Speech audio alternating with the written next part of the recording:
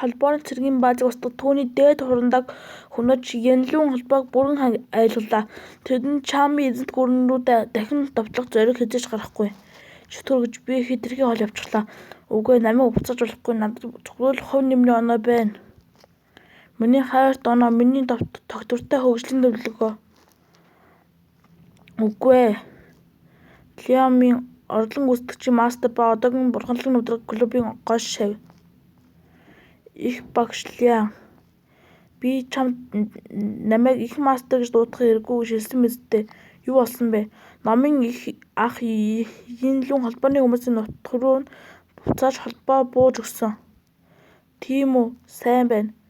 Мастер Лиам, одоо та хаан туслын хамгийн чадварлаг бясалгалагч. Тэрбээ та их багш цол хүртхийг хүсэхгүй байгаа бол танаас илүү хэн байх юм бэ? Би тэр хүнийг мэднэ. Холбооны цэргийн баазыг төвд нь орж устгасныхаа дараа агаарт уусч хинч дахиж харж байгаагүй тэр хүн өөр хэн байх вэ? Мэдээж мастер Лианы бүх өдрийн турш мөрөөддөг нэгэн. Мэдээж энэ бол их багш Шэян. Та хоёр хийх юмгүй байна уу? Та хоёр Тэнгэрийн хаалганы хамгаалагчдын эзэмшсэн гэж бодож байна. Яагаад надтай нөхөрсөл тоон хийж болохгүй гэж? Бидний бясалгалын амжилт таныхтай хэрхэн харшуулагдаж шүлээ багшаа. Өршөөгөөрэй багшаа. Тэгвэл та хоёр яагаад одоо бэлтгэл хийхгүй байгаа юм? Их багш Шэян, яагаад энэ бүх хугацаанд та сэрээгүй байна вэ? Өнөөдөр би танд сайн мэдээруулах гэж байна. Би эцэст нь амжилтанд хүрсэн одооноос эхлэн хэн ч манай Чамын эзэнт гүрнийг дахин эзлэхгүй. Үрд.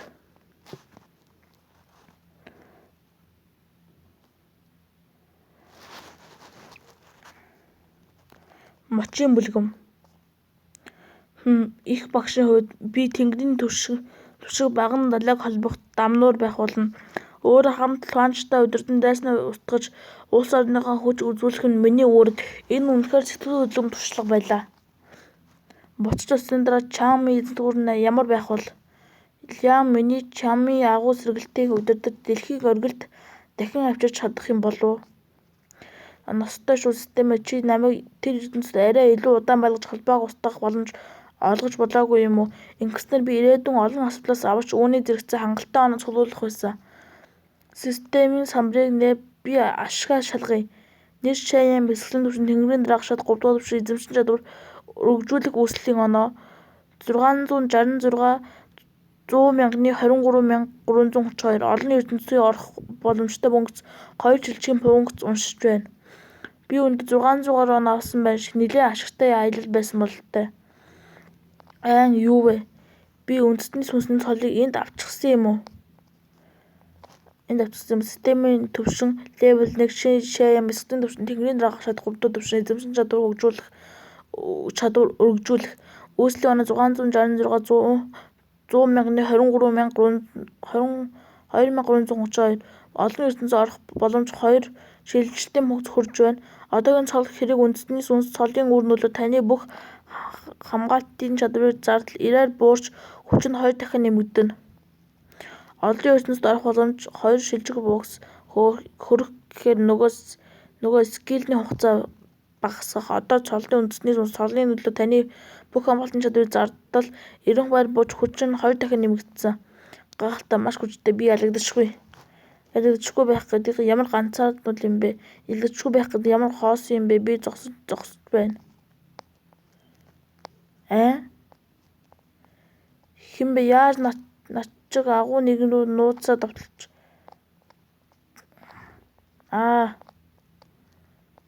Нойр хушгирч намайг ганц мөч бардан байлгаж болоогүй юм хараад итсэн азгүйтэл хонгор минь Тэнгэрийн хаалганы хамгаалагчийг бүрэн эзэмшсэн гэж тулааны урилгаа яаж дадлагжуулсан юм бэ? Би сая хүчнийгийн 40%-ийг ашигласан гэтэл чи гэмтээгүй байна гэж үү? Новч гэж энэ Чэн Шинси байж хэний цогцолтыг холбооны пуужингийн илүү хүчтэй байдаг үлээ гэж гайхаж байлаа. Энэ бол гол ертөнд байгаад гайхах зүйл алга. Түүний хүчний түвшин жижиг ертөнцөөс хамаагүй өндөр. Нийт хүчний 40% ашиглаад намайг бараг алчхаж шахлаа. Үндэсний сүнс нөлөөтэй хавсарсан ч хэрэв тэр бүх хүчээ дайчилсан бол би ууршиж алгуул байсан байх.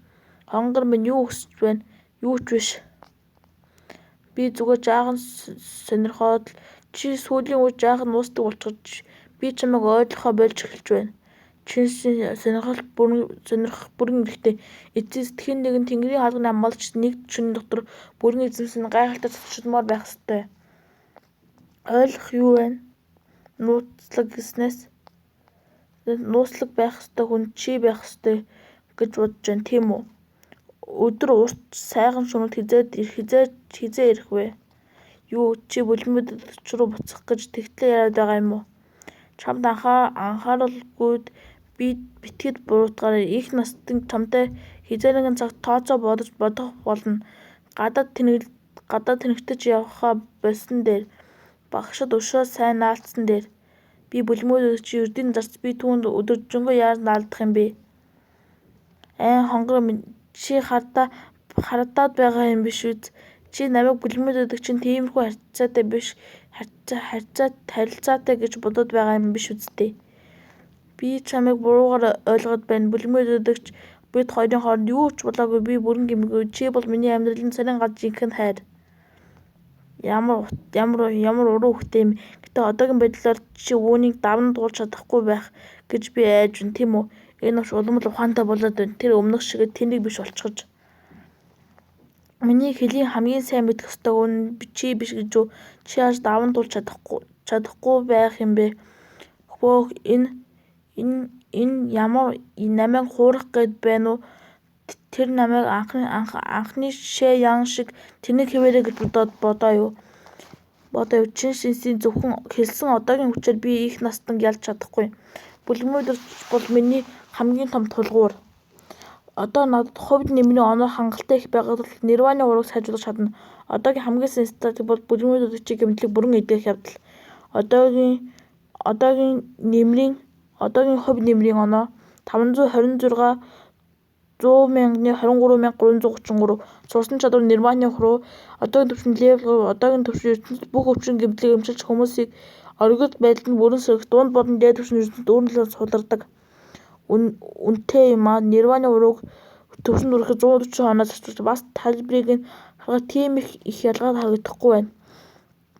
Энэ бүлмийн удирдагчийн эмчилгэд хангалттай эсэхийг мэдэхгүй байна. Дахиад нэг сайжруулах уу? Уучлаарай сайжруулах хангалттай хувь нэмрийн оноо байхгүй. 500-аас илүү хувь нэмрийн оноо үлдсэн байхад хангалттай үүж нирваны хуруу дөрөвдүгээр төвшин шинжилгэхэд хэдэн оноо хэрэгтэй юм бэ? Би үүнийг туршиж үзээ 3-р төвшин нирваны хуруу бүлмийн удирдагчийг эмчилж чадах эсэхийг харах болно. Гэхдээ би үүнд яарах ёсгүй. Доод ертөнцид болон гол ертөнцийн хоорондох цаг хугацааны ялгаа өөр. Бүлмийн удирдагчийн хувьд би дөнгөж саяхан явсан. Хэрэв би одоо буцаж түүнийг эдгэх арга олсон гэж хэлбэл хэтэрхий илэрхий байна. Би үүнийг 1 эсвэл 2 өдөр хойшлуулах ёстой. Тэгээд бүлмийн удирдагчийг дээр очихоос өмнө үндэслэх чадвартай зүүдэнд би ирээд миний нирваны ураг шинжилсэн хэсэг шалтгаан гаргах болно. Халаасандаа маш олон үүслийн оноотой байж тэдний бодит хүч болохгүй байвал дэмий өргөдөх болно. Тулааны урлагийн гарын авлагын сан. Энэ настан тулааны урлагийн гарын авлагын сан хамгаалах үүрэгтэй бөгөөд бүлмийн удирдагч болон 4 агуу наснаас доор байр эзэлдэг хүн мөн үү? Тэр жижигхэн харагдаж байна. Агуу настай. Бүлмийн удирдагч чамайг маш их үнэлдэг бололтой. Энэ бол хамгийн өндөр түвшний бясалгалын тэмдэг.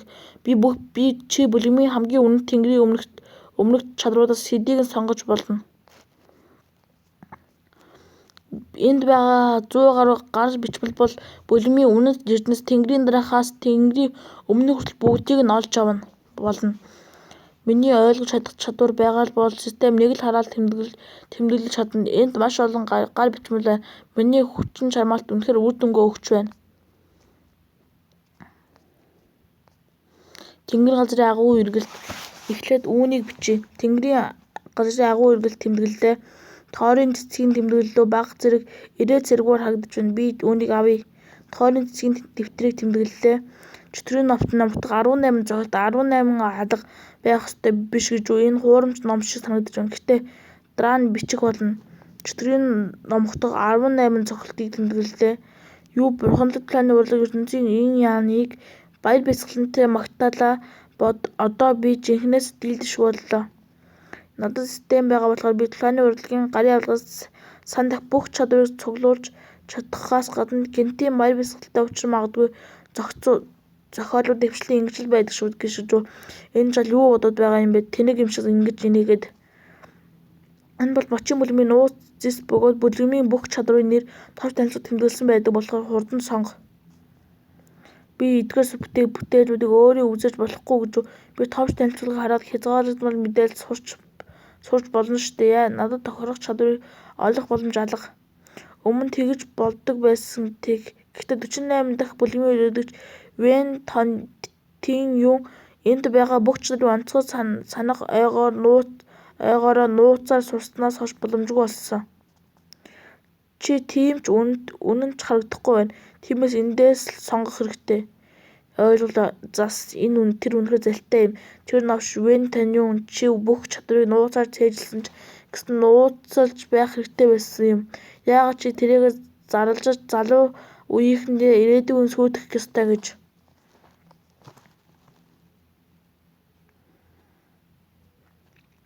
Би хамгийн хүчтэй толгойн урлагийн сурна бас энд тэнгэрийн өмнөх шатны чадварууд байгаа болохоор тэнгэрийн дараах шатны чадваруудыг алгасах хэрэгтэй. Тэнгэрийн өмнөх шатны чадваруудыг охины судар зэрэглэлийн 1-р байр бясалгалын нууцлах техник зэрэглэл 9-р байр чөтгөрийн тарин зэрэглэл 16-р байр цэцэг дэлтний хуруу зэрэглэл 20-р байр тэнгэрийн дараах шатын чадварууд энэрэнгүй сэтгэлийн тарин зэрэглэл 30-р байр. Охины судар бол бүлгэмийн сонгодог бүрэн сурсан тохиолдолд бясалгач тэнгэрлэг болон чөтгөрийн бясалгалыг чөлөөтөд сольж чадна. Мөн бясалгач залуу төрхөө хадгалах боломжтой илүү их бясалгалагч тусам илүү үзэсгэлэнтэй болон бүлгэмийн өдөртөгч үүнийг бясалгач байх ёстой. Гэхдээ харамсалтай нь зөвхөн эмэгтэйчүүд бясалгалыг зөвшөөрдөг болохоор надад дэмэргүй. Баяр бясалгалын нууц техникч мөн адил бясалгач нь амьдралаасаа хүчин авах чаддаг төдийгүй гадаад төрхөө чөтгөрийн хүчийг ашиглаж чаддаг ч дотроос сайхан хэвээрээ үлддэг. Гадаад төрх нь завхаа шиг ашиглан бэлгэн харьцаагаа байнга бясалгадаг ч гэсэн нэг гинэн цайлган сэтгэлээ хадгалсаар байдаг. Шинси сүүлийнх нь байх ёстой байсан ч дараа надтай уулзсан хөөх царайлаг байсан дуучлаарай. Би үнэхээр нүгэлтэй хүн. Вэн Тин Юн энэ чинь гайхалтай ойрсонгчтой гайхуулаад явдаг залуу биш билүү? Энэ залуу түүхийн туршид цорын ганц эрэгтэй бүлгэмийн өдөртөгч байсан бөгөөд тэр мөн тэнгэрийн өмнөх шатын чадварыг болох цэцэг дэлтний хурууг өөрөө зохиосон гэж би төсөөлсөнгүй. Энэ чадвар бясалгачид хуруугаа элдний энерги зарцуулах боломжийг олгодог. Хуруугаа дайснуудаа алгах энэ бол надад хамгийн дутагдж байгаа довтлооны чадвар. Дашин хэлэхэд энэ довтлооны арга домогт 6 мираданд элдтэй тустай биш гэж үү? Маслалтын царай муутай болгодог тэнгэрийн өмнөх шатын чадварын тул хүн бүрийн үүнийг үл тоомсолдог чөтгөрийн тарин цэцэг дэлтний хуруу бүлгэмийн 48 дахь өдөртөгч Вэн Тин Юн бүтээсэн бясалгач дэгжин царайлаг эр хүн байх ёстой. Эсвэл өөрийгөө битгий ичгээгээрэй. Энэ чадвар надад зориулагдсан юм. Төгс энэ л миний хүсэж байгаа зүйл. Цэцэг дэлтний хуруу. Тийм ээ, чиний гадаа төрхөөс харахад үүнийг бясалгаж ирэхтэй гэж хэлж болно. Хэрвээ би ирэхгүй бол бүлгэмийн ирэхтэй шавь нараас хэн ч ирэхгүй. Цэцэг дэлтний хуруу нь зөвхөн дотоод хүчийг сайжруулах бясалгалын арга төдийгүй дайснуудыг гэмтэж алахын элдний техник юм. Үүнийг ганц номонд багтаасан 17 оны урлагийн цуглуулга гэж хэлж болно. Ялагдашгүй. Гэхдээ энэ толгойн урлагийн үндэсний эзэмшихэд бага зэрэг төвөгтэй юм. Чамд бүтэн өдрийн турш хамт байх үзэсгэлэнтэй бүсгүйчүүд хэрэгтэй. Романтик бай гэхдээ бүдүүлэг биш. Хүсэлт тэмүүлэлтэй бай гэхдээ доромжилсон биш. Зөвхөн чиний дотоод хүч үзэсгэлэнт бүсгүйчүүдийн үнэхээр будагдаж цэцэг дэлтний энерги болон хувирж хурууныхаа оронд элдний энерги гадагшлуулж чадвал үндсийг сурсан гэсэн үг. Надад өдөржингөө хамт байх үзэсгэлэнт бүсгүйчүүд хэрэгтэй. Бүлгэмийн өдөртөгчтэй уулзах цаг хугацаа хязгаарлагдмал тул би түүнийг алгасаж болно. Шинси болох байх гэхдээ тэр эмэгтэй маш аюултай. Бас тэр намайг үнэхээр сонирхдог гэдэгт би эргэлзэж байна. Шаян намайг үзий яддаг бүлгэмийн бостой охичоос настан гомдоохоос болоод надаас зайлс хийдэг. Битгий яваач. Гар бичмэд надад багтаа 5 үзэсгэлэн бүсгүй хэрэгтэй гэж бичсэн байна. Бас их байх тусмаасаа би бусад бүлгийн охидтой уулзах хэрэгтэй болно гэж битгий хэлээрэй. Дараагийн өдөр. Юу? Чиний өнөөдрийн нирваны хуруу өмнөхөөс шал өөр байна. Миний шарах гэмтэл арай л хурдан идэж байна. Миний сул хүч бэлхэж байсан болохоор санаандгүй ороо өвчлөд тэгэхээр миний шарах идэгссэн үү? Ердөө 2 өдрийн дотор чиний нирваны хуруу намайг бүрэн идэх хэмжээд хүртэл сайжирсан байна. Чи надад өмнө худал хэлсэн үү? Юу та намайг буруугаар ойлгочлаа. Үндэслэх шатагтай миний зүүдэнд ирсээр байгаа. Бас тэр намайг нирваны руу сайжруулахыг хүссэн. Миний энэ нүдний хүрээг харахгүй байна уу? Би хэд хэдэн шүд унтаагүй. Аз биш 3 дахь өвчин нирваны хурууг хангалттай байна. Эсвэл илүү зовлонтой байх ёстой. Чи үнэнээ хэлж байгаа бол аз болж намайг үндэслэх чадагтай ивэлээ. Өнөөдөр миний сэтгэл сайхан байна. Хэлдэ чи ямар шагналж хүсэж байна? Юу би тулааны урлагийн хэрхэн сурах талаар ойлгохгүй байна. Та надад зөвлөгөө өгч болох уу? Оо цэцгийн элдний хуруу. Чи үүнийг үнэхээр энэ чадварыг сонгосон юм уу? Энэ чадварыг эхлүүлэхэд амаргүй. Үнэндээ чамд энэ чадварыг дадлага хийх төгс газар байгаа. Энэ бол ойролцоогч Жанлын хот 3 дахь настан ажилладаг газар. Хайрын өргөө. Энэ хайрын өргөө гэдэг нь 3 дахь настан ажиллах бие үндэгчтэй газар руу энтхийн охтууд зөвхөн авиасад зардаг гэж сонссон. Гэхдээ нэрийг нь харахад тийм санагдахгүй л байна да.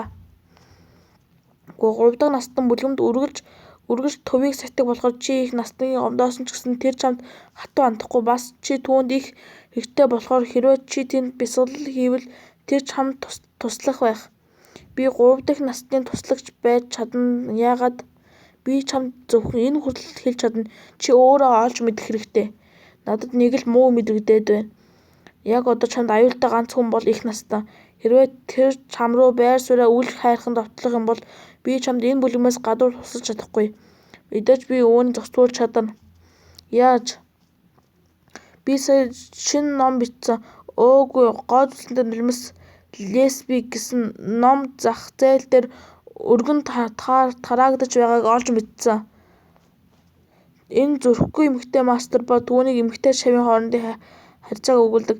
Эмэгтэй мастер зүрхнийгээ гүн шавья хатан хаан гэж үзэж хөлдөөр нь гიშгэгдэж бэлгийн үчирхээлд өртөхийг хүсдэг ёстой. Маш харгас ба садар самуунтай. Чи залуу охин Шинсийн номын сүүлийн бүлэгт өөрийн хэн болохыг илчилсэн хэрнээ шинэ номоо хэвлэл зүрхтэй байна гинэ. Юу та үүнийг уншаад дуусчихсан юм уу? Мэдээж үгүй. Би тийм муухай ном уншихгүй ба зүгээр л найзсан сонссон юм. Мэдээж би чамайг энэ номыг бичсэн гэдэгт итгэхгүй байна. Хэн нэгэн чамайг хорлож байгаа байх. Тийм ээ, энэ удаа зохиогч нь сам хорхоо баригч гэдэг залуу байна лээ. Мэдээснээр энэ сам хорхоо баригч нь Тайшун бүлгийн Жин Ютон байж болзошгүй.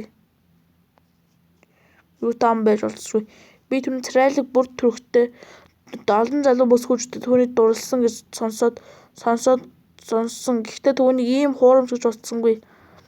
Гэхдээ бас аз жаргалын сүмийн Теост Гэлэнма Хонг Линг өөрийнхөө хэн болохыг нуухын тулд энэ нэрийг ашигласан гэсэн цуу яриач бас байна. Яах зүйл биш. Тэр бол ичхүүргүйгээр 2 бясалгалаар амьд үлдсэн чөтгөрлөг эмэгтэй. Бүлмийн өдөөгч та бас чөтгөрлөг эмэгтэй биш гэж юу? Би бас энэ номуудыг Тэнгэрийн сүмийн ойролж байгаа хотод тараасан гэж сонссон. Тэгэхээр тэнд байгаа лам нар бүгд садар самуунтай юм байна. Бүлмийн өдөөгч үүнийг мэдснээс хойш хэдхэн өдрийн дараа гоо зүсэлнгийн нулимс лепси харин роман тайшруулан бүлгэм аз жаргалын сүм Тэнгэрийн сүмийн эргэн тойронд тараагдаж эхэлжээ. Энэ ном 30 бүлгэм тараагдаж эхэлсэн ба түүнийг илэрхийлэх драмжлал нь их настан маш их урдуулсан тул зохиогчийн толгойг тасад нь үзий ядалтаа гаргахыг хүссэн. Гэхдээ дэс сам орхоо баригчийн толгой таслах гэж оролдож байгаа энэ надад ямар хамаатай юм бэ? Муугүй энэ газрын цэцгийн элдний хурууг бясалгахад маш тохиромжтой юм байна.